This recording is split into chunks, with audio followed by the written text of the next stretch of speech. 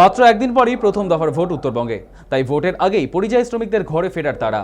গত কয়েকদিনে শিলিগুড়ি, কোচবিহার, জলপাইগুড়ি প্রতিটি রেল স্টেশন আর বাস স্ট্যান্ডে একটাই ছবি। ভিন রাজ্য থেকে বাড়ি ফিরছেন হাজার হাজার শ্রমিক।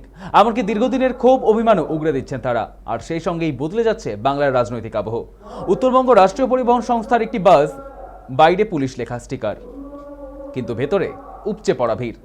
শুধু তাই নয়, গাড়ির ভেতরে জায়গা না পেয়ে বাসের ছাদে বসেও ফিরছেন বহু পরিযায়ী শ্রমিক। শিলিগুড়ি থেকে ধূপগুড়ি হয়ে কোচবিহার, আলিপুরদুয়ারের দিকে নিজের ভোটাধিকার প্রয়োগ করার উদ্দেশ্যে গন্তব্যে ফিরেছেন। পাশাপাশি তাদের মুখে জয় শ্রীরাম স্লোগান, আর চোখে মুখে স্পষ্ট বার্তা পরিবর্তনের।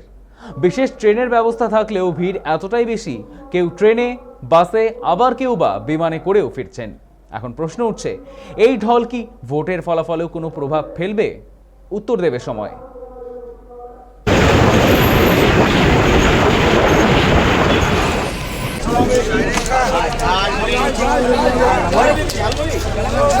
আমরা আসছি কেরালা থেকে। কেরালা থেকে কিসে আসলেন, ট্রেনে না বাসে? ট্রেনে আসছি। আর কোথায় নামলেন?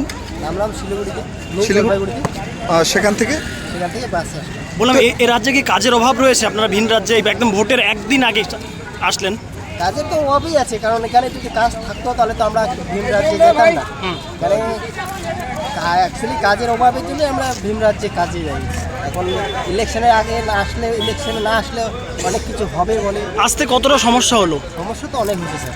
কীরকম সমস্যা তাও? সমস্যা ঘুমের সমস্যা, খাওয়া দাওয়ার সমস্যা, বসার সমস্যা, অনেক সমস্যা। কি মনে করছেন এই রাজ্য সরকার পরিবর্তন হওয়া ভালো? পরিবর্তন হয়। কি চাচ্ছেন আপনারা? কাকে? আমরা চাচ্ছি পরিবর্তন হোক। জয় শ্রীরাম। ভোটটা কার দিকে যাবে? জয় শ্রীরাম।